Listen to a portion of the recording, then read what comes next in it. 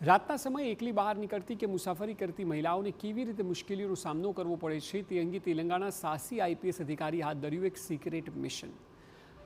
મલકાજગીરીના નવા police commissioner બી સુમતી અડધી રાત્રે એક સિક્રેટ મિશન હાથ ધર્યું। રાત્રે 12:30થી લઈને 3:30 સુધી તે સિવિલ ડ્રેસમાં એક સામાન્ય મહિલાની જેમ જ દિલસુખનગર બસ સ્ટોપ પર જઈને ઊભા રહ્યા। તેમના વિશેષ અભિયાનમાં કોઈ સુરક્ષા ગાર્ડ કે પોલીસ બળ તેમની નજીક ન હતા। એકલા ઉભેલ સુમિતની આસપાસ 3 કલાકમાં 40 પુરુષો ચક્કર લગાવી દીધા, જેમાં કેટલાક દારૂ અને ગાંજાના નશામાં ધૂત હતા તો કેટલાકે વાતચીત કરતા તેમની નજીક જવાનો પ્રયાસ કર્યો। જો કે આવા સમયે અંધારામાં છુપાયેલી પોલીસ ટીમ અચાનક એક્ટિવ થઈ જતી અને આવા લોકોને સાઈડમાં લઈ જઈને તેમની પૂછપરછ કરતી। હકીકતમાં 1 મેના રોજ બી સુમતીએ જ્યારે પોલીસ કમિશનરનું પદ સંભાળ્યું ત્યારે તેમણે લોકોના પ્રશ્નોને સમજવા માટે રસ્તા પર ઉતરવાનો નિર્ણય લીધો હતો।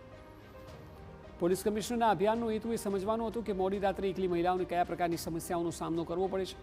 સુમતીએ જાતે જણાવ્યું કે મહિલાઓને સતત ઘૂરતી નજરો અને પીછો કરતા લોકોનો સામનો કરવો પડી રહ્યો છે। પરિસ્થિતિ એવી સર્જાઈ છે કે મહિલા ખુદને અસુરક્ષિત અનુભવે છે। પોલીસે બાદમાં તમામ 40 લોકોની ઓળખ કરી અને તેમને જેલમાં મોકલવાને બદલે તેમનું કાઉન્સેલિંગ કરવાનું નક્કી કર્યું। તમામને બોલાવી કડક ચેતવણી અપાઈ અને મહિલાઓના સન્માન તેમજ સુરક્ષા પ્રત્યે સંવેદનશીલ રહેવા સમજાવાયા।